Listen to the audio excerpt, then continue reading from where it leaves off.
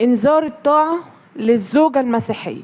طيب عشان نبقى فاهمين مع بعض، من حق الزوج المسيحي يعمل لزوجته المسيحية انذار بالطاعة. وهنا المحكمة بتدرس ايه؟ الطاعة. لما انت بتيجي تعترضي على انذار الطاعة بتدرس اذا انت عندك فعلا اسباب انك تمشي من البيت او انك تهجري جوزك والكلام ده كله ولا لا. قدمتي الاسباب اعتراضك هتكسبيه، ما قدمتيش الاسباب اعتراضك هتخسريه. طيب هل من حقها طلب الطلاق للشقاق؟ لا، طالما انتوا متحدين في ايه؟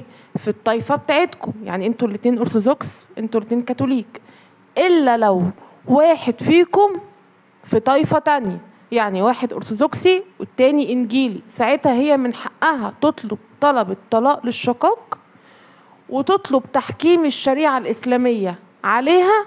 وساعتها مش هيتم ان المحكمة تنظر في الاعتراض بتاعها، وهتنظر في الطلاق للشقاق زيها زي الزوجة المسلمة بالظبط، وهيتم طلاقها اما بحقوقها الشرعية او بدون حقوقها الشرعية او بجزء من حقوقها الشرعية.